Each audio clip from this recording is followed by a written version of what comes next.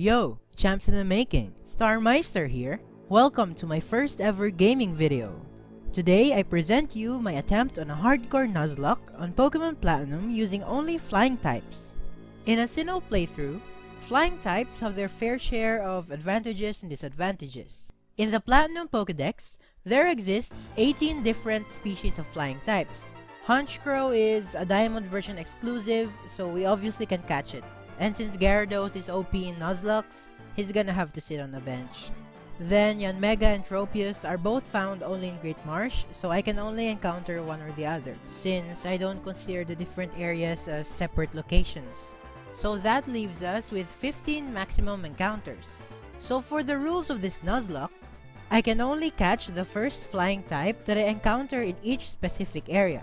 This includes Pokemon that can evolve into a flying type. So Pokemon like Wurmple can be used in this playthrough. But Pokemon that evolve from flying types such as Scizor are not allowed. Also HM slaves are allowed as long as I don't use them in battle.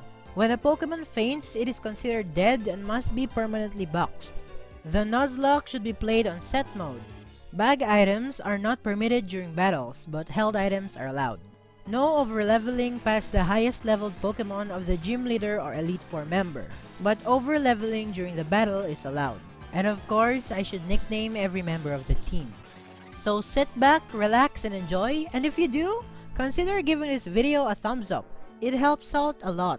Also, before anything else, don't forget to subscribe and hit the notification bell for more fun content. And since I wish not to prolong your agony, let's begin our Pokemon Platinum Monoflying Hardcore Nuzlocke. I picked Chimchar as a starter because I wanted Barry to have Empoleon, since Torterra and Infernape would be way too easy to take down. Plus, Chimchar would be a good HM slave. We easily beat Barry and named our HM slave Chimmy. After doing some early game stuff, it's time to catch our first encounter in Route 201, a Starly, and I named him Raptor.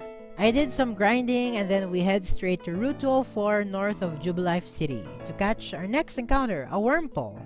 Wurmple is acceptable in this run only if it evolves into Beautifly, so I had to grind it to level 7 to know if it's eligible.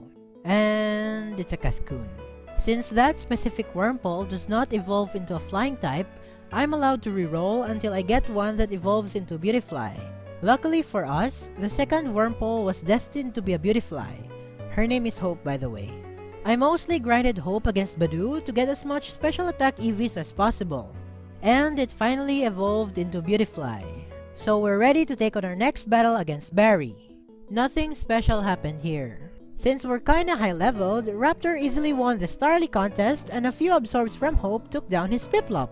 In Orberg Gate, we caught ourselves a Zubat and named him Batman. While grinding, Raptor evolved into Staravia, which is awesome because it now has the quintessential Nuzlocke ability, Intimidate.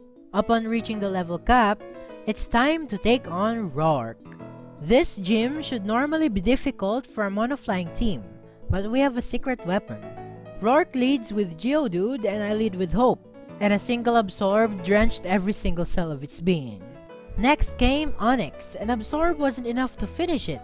But instead of using the logical Rock Throw, Onyx decided to use Stealth Rock. Roark killed the next turn, then a crit Absorb managed to finish it. Finally came Roark's ace, Cranidos. This guy doesn't know any damaging rock moves, so I stayed with Hope. And 2 Absorbs, one being a crit, were enough to hand us the win and our first badge. Our next major battle is found in the Valley Windworks, and that is against the infamous run killer Mars and her OP Perugly. I led with Raptor, who intimidated her Zubat. I proceeded to use Double Team to give me a leverage against Perugly later on. Zubat tries to afflict us with Toxic, but a Pecha Berry cured the poison, and another return took out the Zubat. Finally came the dreaded Perugly. I forgot that Feint Attack never misses, so all those double teams turned out to be useless. Raptor plucked the Oran Berry out of that Perugly, which is pivotal in this fight. After another exchange of attacks, Quick Attack managed to take down the ugly cat. Next, we stopped by the pushover Eternogym. I was overconfident in this fight that I didn't even bother reaching the level cap and evolving Batman. She leads with Turtwig, and I lead with Batman. She sets up Reflect as I spam Wing Attacks and Leech Life. Turtwig did a good chunk of damage against us, so I switched to Hope against the Cherim. Hope easily took it out and the Ace Rose Raid, handing us our second badge. After the battle, Batman evolved into Golbat. Maybe if I bothered evolving him before the battle, this would have been an even cleaner sweep. But a win is a win. In the Team Galactic Eterna building, we face our second boss battle. Jupiter sends out her own Zubat and I lead with Raptor. I again used Double Team, hoping that it would be useful for the Skuntank. A single return killed the Zubat and out came the Skunk. Return did less than half, then Skuntank used Screech. Using the same strategy as the battle with Mars, we plucked the Citrus Berry and the Night Slash missed. A crit would have been dangerous there. The next return took down the Skuntank and we finished the battle at full health. Outside the cycling shop, Cynthia gave us the Togepi egg. And I'm excited to use Togekiss in my playthrough since I only use it once, which is in the post-game of Soul Silver. In Route 206, we found a Gligar and I named her Glaze. I then went to the innermost room of the Wayward Cave to obtain the TM for Earthquake, which is gonna be the most important move in the playthrough. While walking through Route 208, the egg hatched into the cutest Togepi and I named him Togi. This is actually quite careless of me since I didn't really calculate when Togepi will hatch. Things would have been bad if it hatched on the same route where I caught Gligar or something. But anyways, we're fine. During our training, Batman evolved into the majestic Crobat, which is awesome since we're still in the early game right now. With that, I'm ready for Fantina. I wasn't really nervous for this fight since Batman has Bite to take on her ghost types, but that Miss Magius hits really hard and a Psybeam. I wasn't the most prepared for this battle, so this turned out to be a little messy. Batman easily took down the Duskull with 2 bites and a flinch. Next came Miss Magius. Bite did more than half of its health. Then Miss Magius confused us with Confuse Ray. Now I'm the one who's confused. Not knowing what to do, I switched to Hope and tried to use Stun Spore, but it missed. I then switched to Glaze to eat a Shadow Ball, but since I'm not willing to sacrifice Glaze for a potential crit, I switched back to Batman who ate the Shadow Ball pretty nicely. However, our special defense got lowered, which is really bad. I'm not sure if a non-crit Psybeam would kill, but I still took the chance and used Bite. Luckily for us, they flinched. Fantina tried to heal, which was useless, and 2 more bites took down the Miss Magius. Her final Pokemon was Haunter, and while it managed to crit us with Shadow Claw, Batman still bit her to death, giving us the win and our 3rd badge.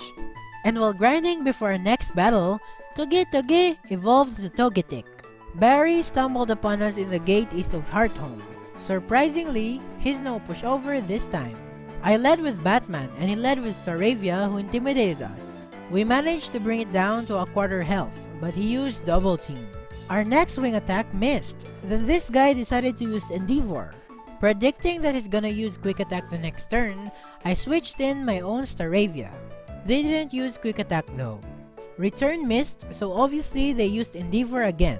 I risked a potential crit and Quick Attack managed to pull through. Next was Ponyta who went down to a single return. Then came Prinplup, which can be pretty scary since it has a pretty good defense and special attack. I set in Hope, but Bubble Beam did a lot more than I expected.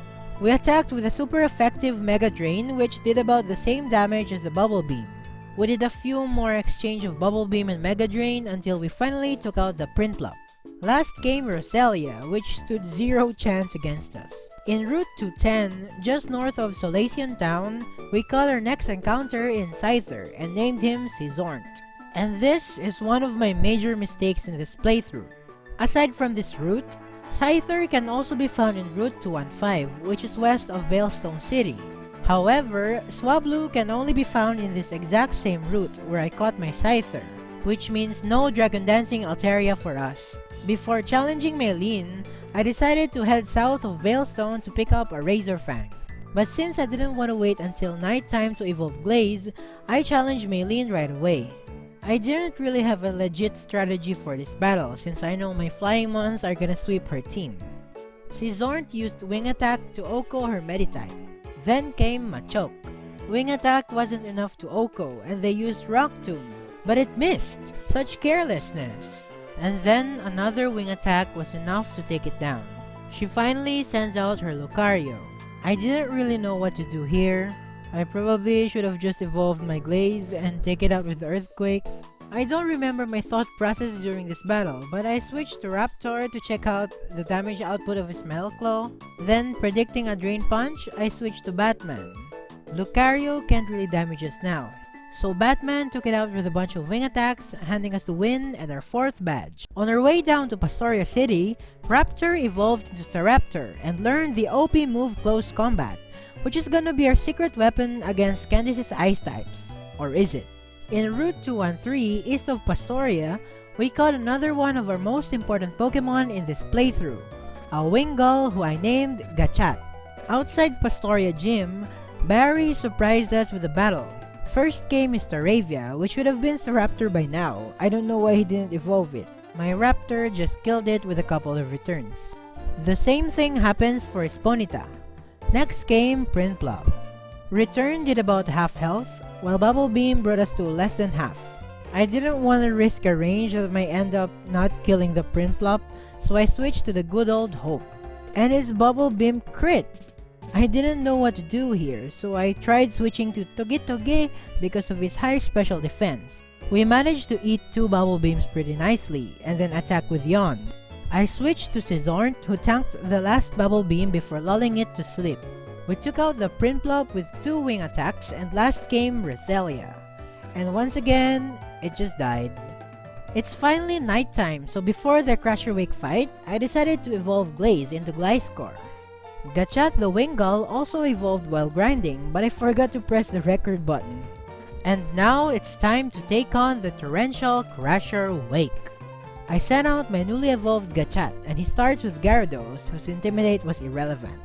2 Shockwaves from Gachat managed to take down the Sea Serpent. Next came Quagsire. While Hope the Beautifly would fare well against the Quagsire, this thing has Rock Tomb, so I'm not gonna risk it. So I switched to the newly evolved Glaze, who tanked the Rock Tomb like a boss. At this point, I was expecting him to use Water Pulse, so Hope would now be a safe switch. But I decided to test how much Glaze's Earthquake will do. Earthquake did half health, and what do you know, Quagsire stuck on using Rock Tomb. Soon after, Glaze took out the Quagsire. Crusher Wake then sent his last mon, Floatzel. Now this thing has Ice Fang, so we're definitely not staying. I switched back to Gachat, the only mon who is not weak against ice moves. But then it used Brine, which is better for us. He decided to use Crunch, which lowered her defense while we roosted. Quick Claw activated, so we outspeed and did some good damage with Shockwave, but it healed with Citrus Berry. Knowing that we can't survive the next attack, I did my old trick of switching to Toge to tank some attacks. Toge is a defensive beast, as it survived the crunch on an Ice Fang. We managed to make it drowsy with Yawn, then switched to our trusty Batman. Now I didn't think Batman is gonna do some good damage against Floatzel, and Fly will just waste its sleeping turns. So I took the risk and switched to Glaze. 3 Thunder Fangs managed to kill it. I just realized that Stab Earthquake would have done much more damage there. But oh well, we still won. Next, I check on some honey trees that I previously slathered with honey. But all I get are male Combi, so I didn't even bother catching them. And since it's Friday, we get a special encounter in Valley Windworks in the form of Drifloon. I caught him and named him Looney. Next, we head north to Celestic Town where we battled Cyrus. He was pretty easy though. Raptor killed Sneasel with close combat, Gachat took down the Golbat with shockwaves and roosts, then Batman proceeded to clean off the Murkrow. Then Cynthia's Grandma gave us the HM for Surf, so we can now proceed on to our next adventure. Our next stop was Canalave City, where we battled Barry, who now has a fully evolved team. Staraptor, Rapidash, and Roserade went down easily. Empoleon made me nervous for a bit, but it still went down to close combat. Last was Heracross, who was a total pushover. I would say that this fight was much easier than the last 2. In Iron Island, Riley and I cleaned up some stuff with Team Galactic. I didn't know this dude only had 1 Pokemon with him. So when Lucario fainted, Batman took charge and had to win the 2 vs 1 battle on his own. On the top floor of Iron Island, I picked up a shiny stone, allowing me to evolve into Togekiss. After grinding, it's time to take on Byron. And after a Swords Dance setup, Glaze proceeded to annihilate his team. I'm actually quite surprised with how well we're doing now. 6 badges with 0 deaths, but the next gym battle is gonna be a different story. In Lake Valor, I battled Saturn, who was a pushover. Gachat and Batman took down his entire team with ease. I then flew to Lake Verity to battle Mars because Dawn is useless. Her Golbat and Bronzer were easy, but Purugly once again posed some problems. It slash crit, and Togetoge hurt himself with confusion. So I did some switching, and once again, Raptor's close combat did the trick. Fast forward to Snowpoint City, and while battling trainers in the Snowpoint gym, this happened. So much for wanting to use close combat against Candice. Raptor, my very first Pokemon, you will forever be missed. Now that close combat is out the window, I switched my strategy a little bit. I taught Togetoge, Flamethrower, and Sunny Day to counter her ice types, and of course, Hail. I was very nervous with this battle, since I didn't really know what to do against her Frostlass. But I still placed all my bets and charged on to Candice. She led with Sneasel, I led with Togetoge. Togetoge absorbed an Ice Shard very well, and retaliated with Aura Sphere. Next came Abomasnow, who set up Hail. We then changed the weather to sun, and survived an avalanche. Then, a boosted Flamethrower easily took out both Abomasnow and Piloswine. Last came the Frostlass. I don't know what I was thinking here. For some reason, I thought that Togetoge was gonna outspeed, so I commanded him to use Flamethrower. I must have been predicting her to use Double Team or something, but no, she used Blizzard, which didn't miss. And despite his high special defense, Togetoge did not survive. Sorry, Cynthia. The Pokemon you gave me as an egg couldn't make it to our final battle. I just lost 2 of my strongest Pokemon in the same gym, and I'm not happy. Looney the Drifblim, who has recently evolved, took charge and avenged Togetoge. We won the battle against Candice, but not without any casualties. In the Veilstone headquarters, I finished off some Galactic Grunts, then battled Cyrus, who was quite problematic. Sneasel left Batman with half health, but we still managed to take it out. Next came Crobat. For some reason, his Crobat outsped mine, so I switched to Gachat. The Crobat died to 3 Ice Beams, and then Cyrus sent his final Pokemon, Honchkrow. We roosted, but Drill Peck did about the same damage as the recovery from Roost.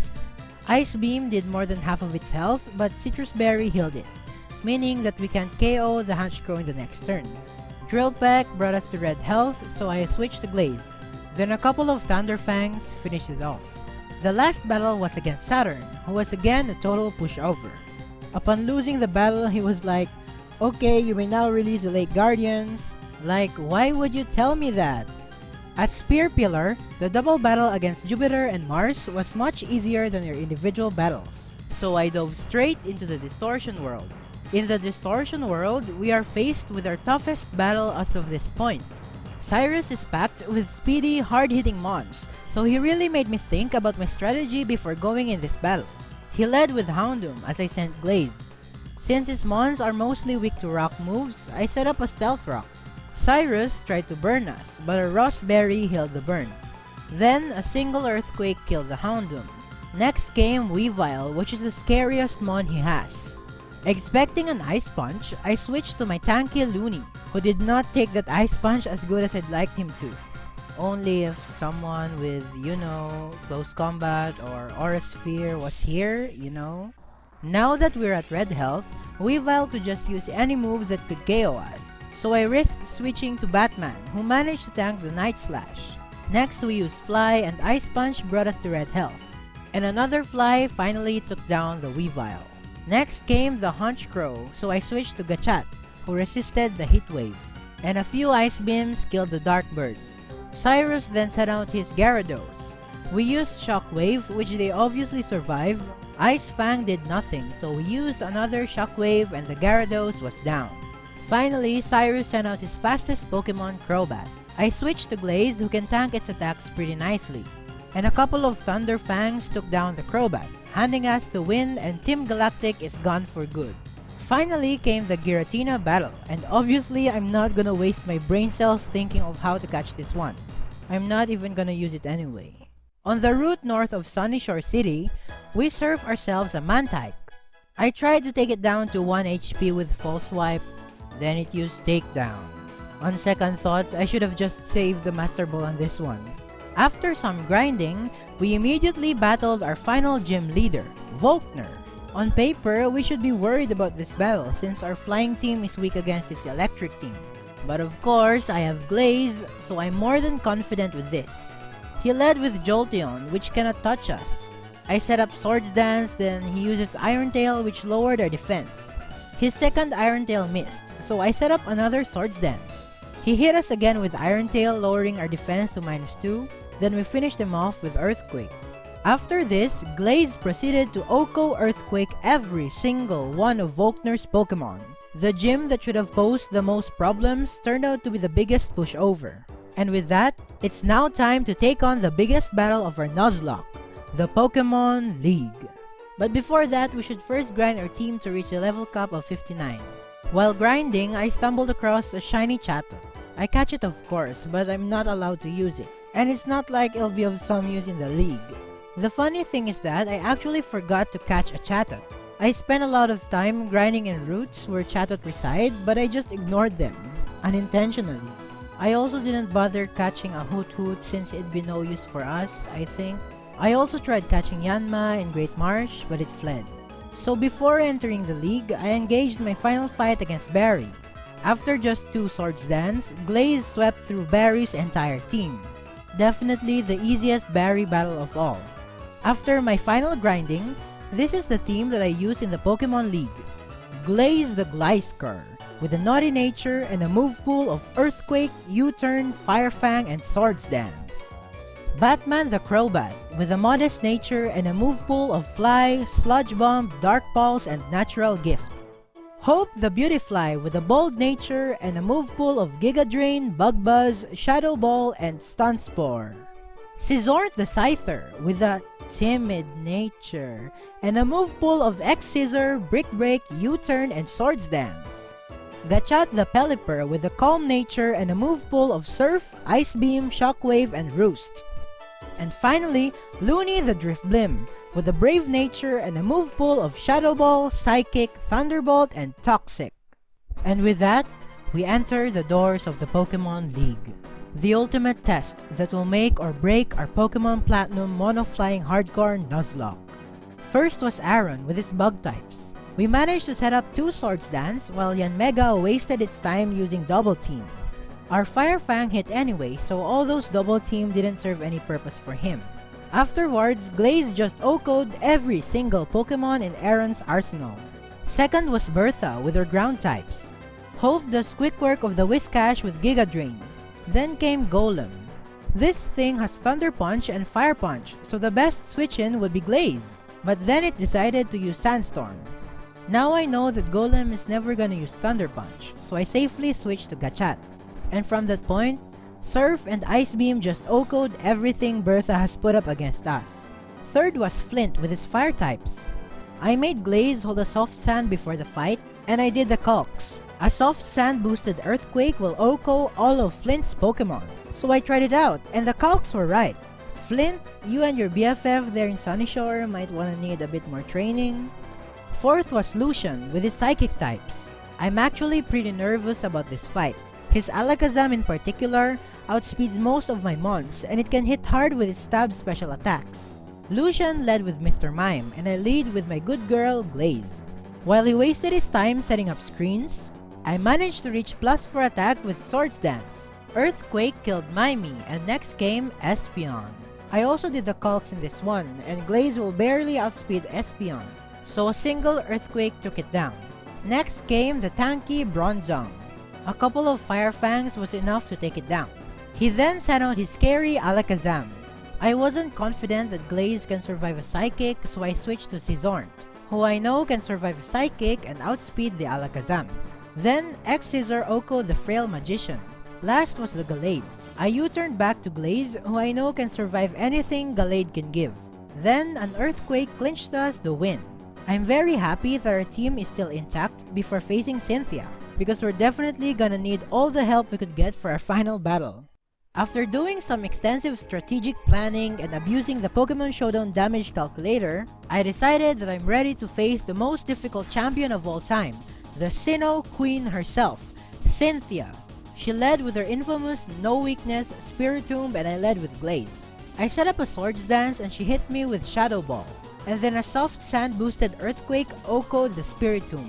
I then expected her to send out Milotic, so I confidently used Earthquake, which also OHKO'd the Milotic. Without Soft Sand, Glaze won't be able to kill Cynthia's first two Mons. So now we're off to a good start.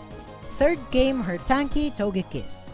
I know that they're gonna use Water Pulse, but I still decided to stay, and Glaze was left with 2 HP. On second thought, I probably should have given Glaze Aerial Ace or Stone Edge over Fire Fang. As I'm trying to do as much damage to this Togekiss as possible, I decided to stay once more and sacrifice Glaze. Glaze has been our MVP in our last few battles, especially against Volkner and the Elite Four. Glaze, you are greatly appreciated. Also Togekiss, I have some unfortunate news for you. Your son, Toge, has fallen into the hands of a ghost Pokemon. So out of respect and sympathy, I'm sending you this ghost Pokemon to take you to a better and happier place so you'd be reunited with your beloved son. Rest in peace, Togekiss. Okay, so next was Lucario. Luckily for us, Stone Edge missed, so we were able to do some damage with Psychic. The second Stone Edge managed to hit, so Looney had to go down as well. Then I sent in Batman, who I know can outspeed the Lucario and tank a Stone Edge. A couple of flies managed to take it down. Cynthia then sent her Roserade. Every Roserade we've encountered has been a pushover, and this one is no different. And with that, Cynthia is down to our last Pokemon while we still have 4. She finally sends out her most dreaded Garchomp. So if you're wondering why Batman has Natural Gift on his move pool, that's because of this Garchomp. I gave him a Pomic Berry before the fight, turning the move into an Ice type. But the damage output turned out to be less than what I expected. Screw you, modest nature. Luckily for us, Dragon Rush missed. We then used Fly and his Dragon Rush missed again. We managed to land another Fly before Dragon Rush finished us off. Finally, I sent in my secret Garchomp killer, Gachat the Pelipper. Cynthia used a full restore, but we two-shotted the Garchomp, earning us the victory. And with that, I declare that our Pokemon Platinum Mono Flying Hardcore Nuzlocke is a success. For my overall thoughts, I would say that I really enjoyed doing this Nuzlocke run. I have seen several people doing these types of challenges on YouTube, and I figured that I want to make one too. I'm a fan of monotype runs, so incorporating one to my Nuzlocke is an interesting concept. However, with monotype runs, strategic planning is narrowed down a little. Switching and pivoting tricks are less likely to happen because of the lack of type diversity. Team building is also minimized here because of the limited encounters. And since all of your Pokemon have one type in common, battles are usually really easy or really hard, with not much in between. The Cyrus and Cynthia fight in particular were some of the toughest battles. So if you know someone whose name starts with CY, watch out for them or you're gonna get wrecked.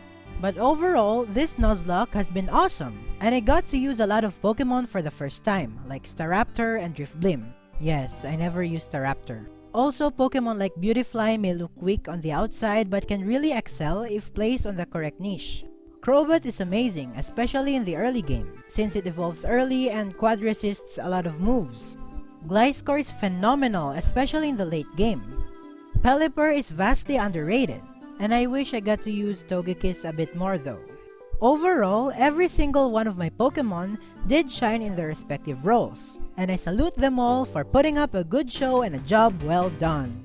That's it for my video on my Pokemon Platinum Hardcore Nuzlocke using only flying types.